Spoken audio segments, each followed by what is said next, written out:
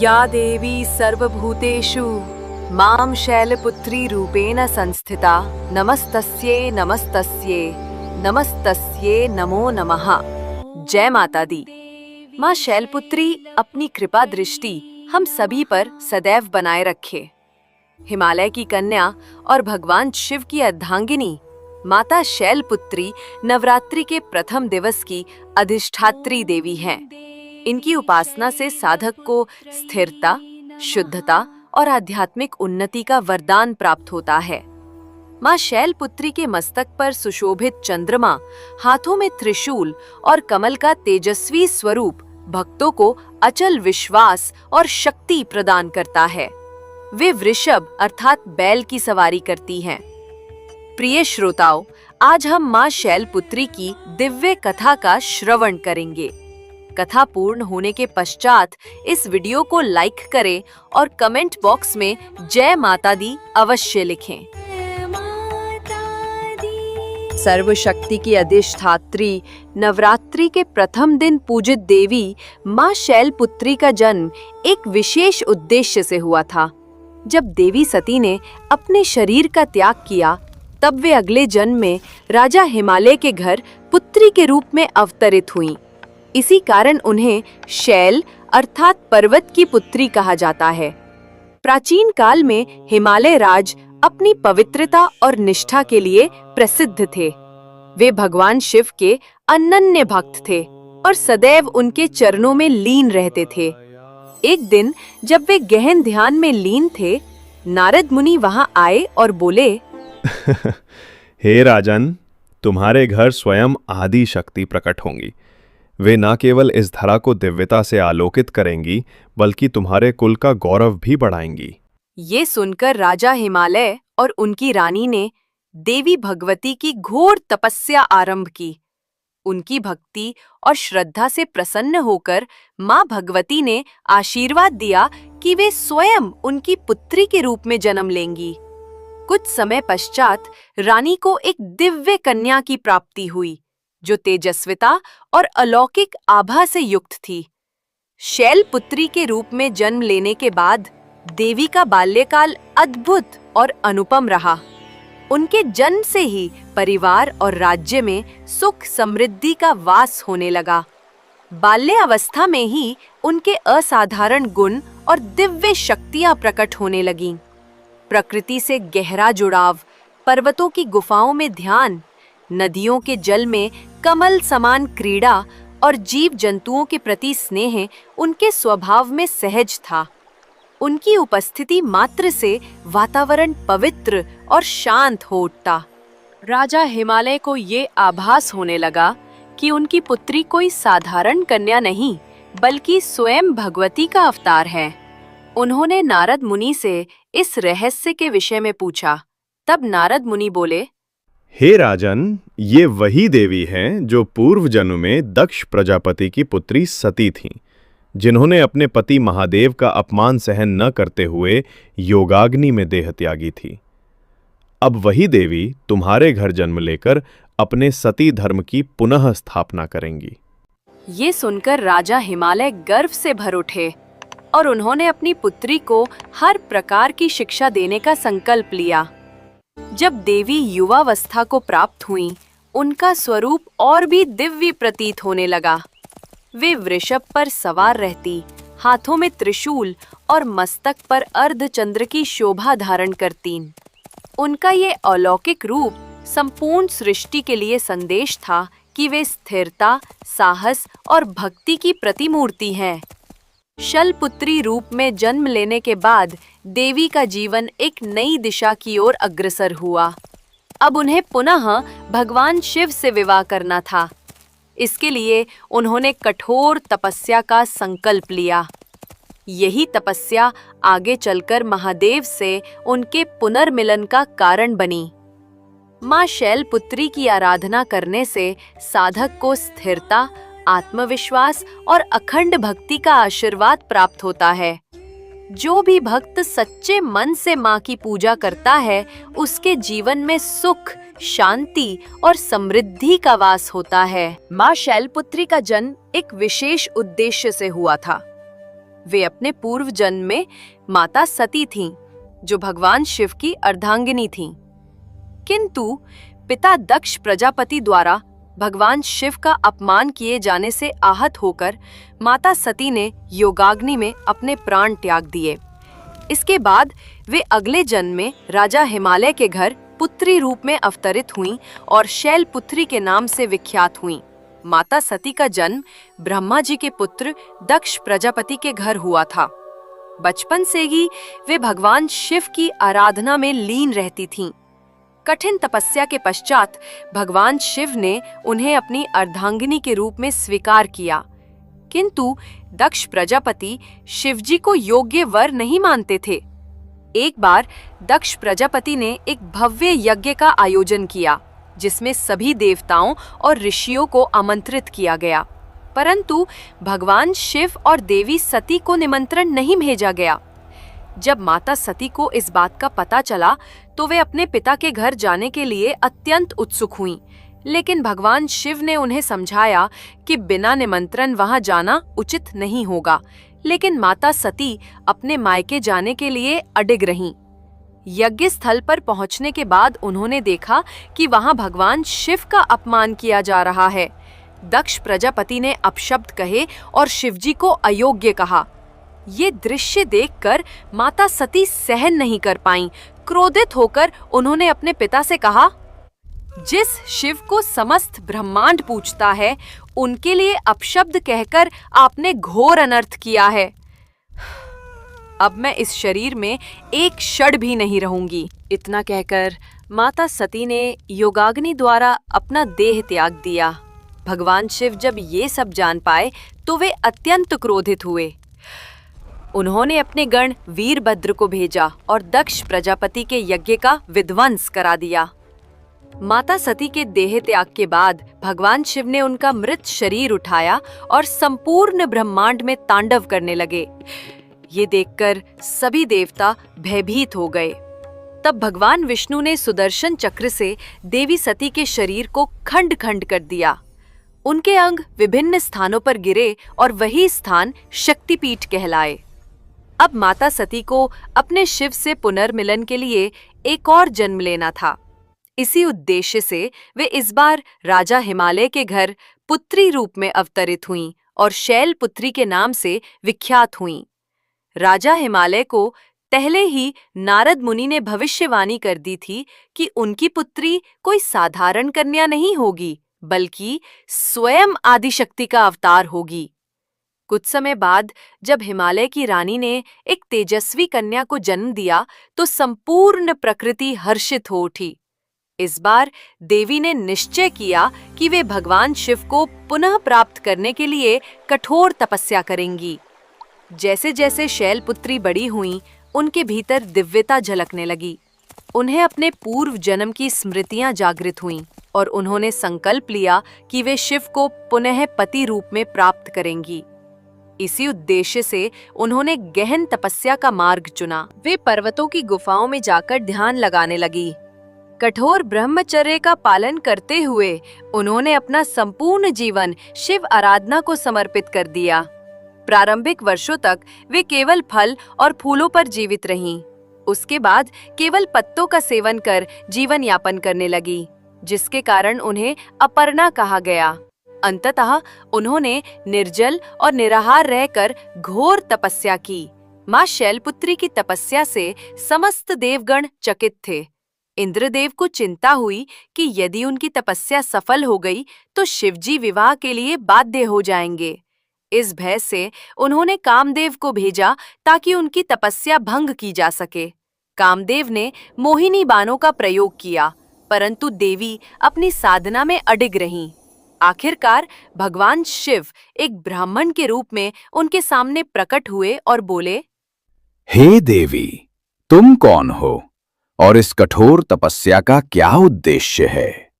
देवी शैलपुत्री अपने तपोबल से ये जान चुकी थीं कि उनके सामने कोई और नहीं बल्कि स्वयं भगवान शिव खड़े हैं। तब देवी शैलपुत्री ने उत्तर दिया, हे प्रभु, मैं पूर्व जन्म में आपकी अर्धांगिनी सती थी। अब मैंने पुनः जन्म लिया है और आप ही मेरे एकमात्र स्वामी हैं। यदि आप मुझे स्वीकार नहीं करेंगे तो मैं अनंत जन्मों तक तपस्या करती रहूंगी। भगवान शिव उनकी भक्ति, प्रेम और समर्पण से प्रसन्न हुए और उन्हें अपनी अर्धांगिनी रूप में स्वीकार करने का वचन दिया। जब भगवान शिव ने विवाह के लिए अपनी स्वीकृति दी तो संपूर्ण ब्रह्मांड में हर्ष छा गया। देवता, ऋषि मुनि और स्वयं राजा हिमालय इस शुभ समाचार से आनंदित हो उठे। राजा हिमालय ने भव्य आयोजन की तैयारी की। समस्त देवताओं ने इस पावन विवाह के लिए मंगल गान किया और अंततः भगवान शिव तथा माता शैलपुत्री का विवाह विधि पूर्वक संपन्न हुआ। माँ शैलपुत्री की भगवान शिव को पुनः प्राप्त करने की ये कथा हमें सिखाती है कि सच्ची निष्ठा और समर्पण से असंभव भी संभव हो जाता है। धैर्य और दृढ़ संकल्प के बिना जीवन में कोई भी लक्ष्य प्राप्त नहीं किया जा सकता। भगवान शिव स्वयं कहते हैं कि जो भक्ति और प्रेम में अडिग रहता है उसे वे अवश्य स्वीकार करते हैं।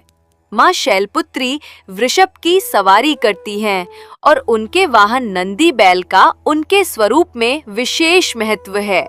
देवी शैलपुत्री जो हिमालय राज की पुत्री हैं, उनके साथ नंदी का संबंध केवल वाहन का नहीं बल्कि भक्त और आराध्य का है। ये कथा हमें बताती है कि किस प्रकार एक साधारण बैल भगवान शिव का परम भक्त बना और माँ शैलपुत्री के साथ जुड़ा। नंदी के पूर्व जन्म की कथा भी अत्यंत रोचक है। प्राचीन काल में ऋषि शिलाद ने संतान प्राप्ति के लिए घोर तपस्या की। उन्होंने भगवान शिव से प्रार्थना की कि उन्हें ऐसा पुत्र प्राप्त हो जो अमर और अत्यंत तेजस्वी हो। भगवान शिव उनकी तपस्या से प्रसन्न हुए और उन्हें एक पुत्र प्रदान किया जो वास्तव में शिवजी का ही अंश था। इस बालक का नाम नंदी रखा गया। वह जन्म से ही तेजस्वी और बलशाली था। बचपन से ही नंदी को भगवान शिव के प्रति अगाध भक्ति थी और जैसे जैसे वह बड़े हुए उनकी भक्ति और भी प्रगाढ़ होती गई। जब नंदी युवा हुए तो उन्हें ज्ञात हुआ कि उनका जीवन केवल सांसारिक कार्यों के लिए नहीं बल्कि भगवान शिव की सेवा के लिए समर्पित होना चाहिए। इस उद्देश्य से वे कैलाश पर्वत की ओर प्रस्थान कर गए और भगवान शिव को प्रसन्न करने के लिए घोर तपस्या करने लगे। उन्होंने कठोर व्रत का पालन किया और केवल वायु तथा जल पर रहकर भगवान शिव का ध्यान किया। उनकी भक्ति से प्रसन्न होकर स्वयं भगवान शिव प्रकट हुए और बोले, वत्स, मैं तुम्हारी भक्ति से अत्यंत प्रसन्न हूँ।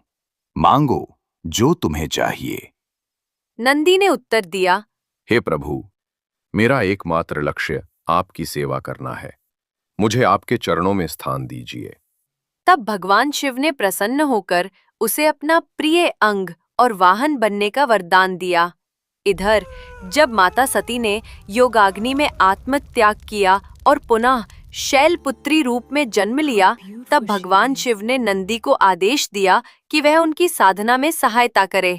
जब देवी शैलपुत्री कठिन तपस्या कर रही थी, तब नंदी उनकी रक्षा के लिए सदैव उपस्थित रहते थे। उन्होंने देवी की सेवा की और उनकी तपस्या में किसी भी प्रकार की बाधा नहीं आने दी। देवी ने नंदी की भक्ति और सेवा भाव को देखकर उन्हें आशीर्वाद दिया कि वो सदैव शिव और शक्ति के वाहन के रूप में प्रतिष्ठित रहेंगे। एक समय की बात है जब एक असुर ने देवी शैलपुत्री की तपस्या भंग करने का प्रयास किया। वो राक्षस वेश बदलकर उनके समीप पहुंचा, लेकिन नंदी ने उसे पहचान लिया।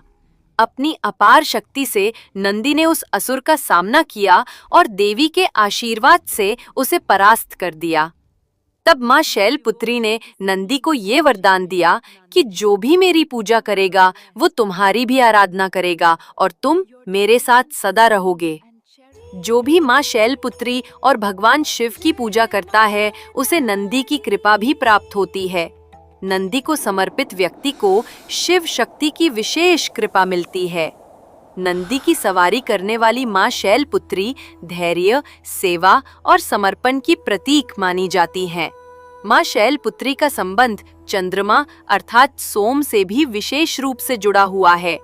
वे अपने मस्तक पर अर्धचंद्र धारण करती हैं, जिससे उनका एक नाम सौम्य रूपा भी है। लेकिन क्या आप जानते हैं कि चंद्रदेव को ये सौभाग्य कैसे प्राप्त हुआ कि वे माता के मस्तक पर विराजमान रहे?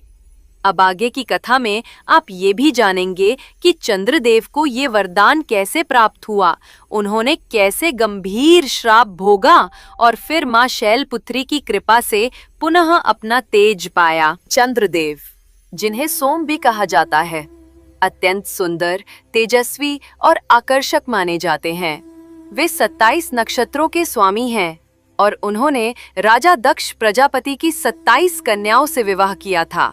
लेकिन उन्होंने विशेष रूप से रोहिणी नामक पत्नी को ही सबसे अधिक प्रेम दिया, जिससे बाकी 26 पत्नियां उपेक्षित महसूस करने लगीं। जब बात दक्ष प्रजापति को पता चली तो उन्होंने चंद्रदेव को समझाया, लेकिन चंद्रदेव ने उनकी बात को अनदेखा कर दिया।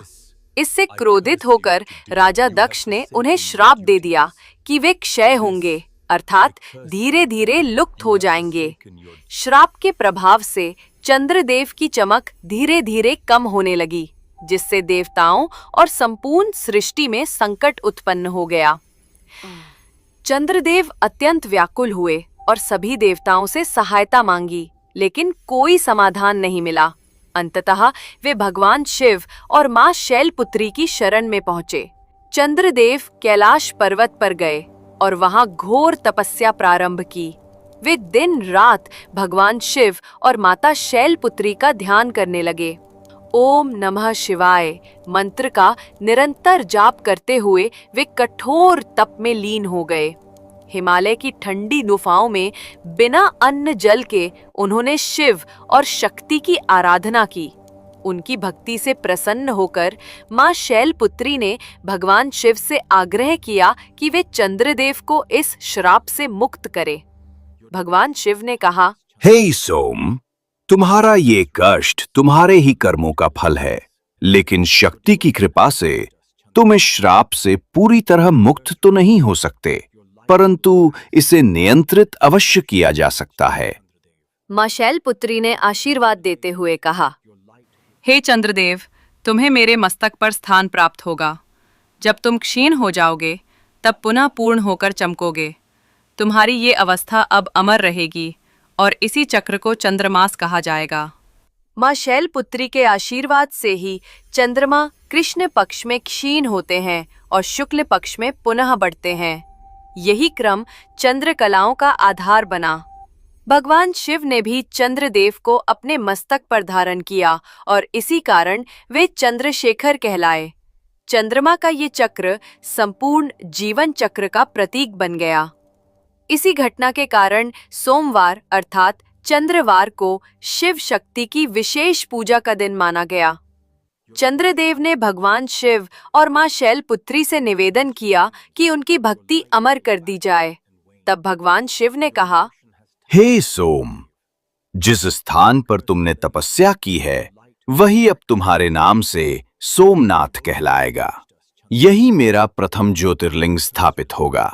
यहाँ आने वाले भक्तों के सभी पाप और कष्ट दूर होंगे। मां शैलपुत्री ने भी आशीर्वाद दिया। जो भी भक्त सोमवार को व्रत रखेगा उसकी समस्त इच्छाएं पूर्ण होंगी। तभी से सोमवार को शिव और शक्ति की पूजा का विशेष महत्व स्थापित हो गया। मां शैलपुत्री के वाहन नंदी बैल का उनके स्वरूप में विशेष स्थान है। लेकिन प्रिय श्रोताओं, क्या आप जानते हैं कि एक समय ऐसा भी आया जब एक दैत्य वृषभासुर ने देवी की शक्ति को चुनौती दी थी। आगे की कथा बताती है कि कैसे अहंकारी राक्षस ने शिव और शक्ति की महिमा को नकार दिया और अंततः उसका वध स्वयं मां शैलपुत्री के हाथों हुआ। बहुत समय पहले वृषभ नामक एक असुर ने भगवान शिव की कठोर तपस्या की। वर्षों तक घोर तप करने के बाद वह शिवजी को प्रसन्न करने में सफल हुआ। जब भगवान शिव प्रकट हुए तो वृषभासुर ने निवेदन किया, प्रभु, मुझे अपार शक्ति और अमरत्व का वरदान दीजिए, जिससे कोई भी मुझे पराजित ना कर सके। भगवान शिव ने उसे आशीर्वाद दिया कि वह अत्यंत बलशाली होगा, किंतु उसकी मृत्यु एक दिव्य स्त्री के हाथों ही होगी। ये सुनकर वृषभासुर अहंकार से भर गया। उसने अपनी शक्ति का उपयोग भलाई की बजाय अधर्म के लिए करना शुरू कर दिया। वह देवताओं और ऋषियों को सताने लगा और शिवजी के अन्य भक्तों को भी कष्ट देने लगा। उसे विश्वास था कि कोई भी स्त्री उसे कभी पराजित नहीं कर सकती। एक दिन उसने सुना कि हिमालय की पुत्री माँ शैलपुत्री अपार शक्ति और दिव्य तेज से युक्त हैं। अहंकारी वृषभासुर को ये सहन नहीं हुआ कि कोई स्त्री उससे अधिक शक्तिशाली हो सकती है। क्रोध में भरकर वो कैलाश पर्वत की ओर बढ़ा और माँ शैलपुत्री को ललकारते हुए बोला, हे शैलपुत्री, तुम स्त्री होकर मेरी शक्ति की बराबरी कैसे कर सकती हो? अगर तुम्हें अपने बल पर विश्वास है तो आओ और मुझसे युद्ध करो। माँ शैलपुत्री शांत स्वर में बोली, हे वृषभ, अहंकार का अंत निश्चित है। यदि तुम शिवजी के सच्चे भक्त हो तो अपनी शक्ति का उपयोग सद्मार्ग के लिए करो। लेकिन माँ शैलपुत्री की ये बात वृषभासुर के अहंकार पर कोई प्रभाव न डाल सकी। उसने देवी पर आक्रमण कर दिया। जैसे ही माँ शैलपुत्री ने उसका अहंकार देखा, उन्होंने अपना महाकाली स्वरूप प्रकट किया। उनके नेत्र अंगारों की तरह जलने लगे। उनके हाथों में त्रिशूल प्रज्वलित होने लगा। उनकी सवारी नंदी बैल ने भी गगन भेदी गर्जना की। माँ शैलपुत्री ने वृषभासुर से कहा, हे दुष्ट पापी दानव, अब तेरा अंत निकट है। ऐसा कहकर उन्होंने त्रिशूल से वृषभासुर का वध कर दिया। उसके अंत के साथ ही संपूर्ण संसार में पुनः शांति स्थापित हो गई। इस प्रकार माँ शैलपुत्री केवल करुणा की देवी ही नहीं, बल्कि दुष्टों का संहार करने वाली महाशक्ति भी हैं। उनकी कथा हमें ये सिखाती है कि अहंकार हमेशा पतन का कारण बनता है, चाहे व्यक्ति कितना भी शक्तिशाली क्यों ना हो। जयकारा माँ शैलपुत्री का, जिनकी महिमा अपार है। अगर आपको माँ शैलपुत्री की ये अद्भुत कथा पसंद आई हो तो इसे अपने दोस्तों और परिवार के साथ जरूर साझा करें। चैनल को सब्सक्राइब करें और घंटी का निशान दबाएं ताकि आपको हमारी अगली दिव्य कहानियों का नोटिफिकेशन सबसे पहले मिले। कमेंट में लिखें, जय माँ शैलपुत्री।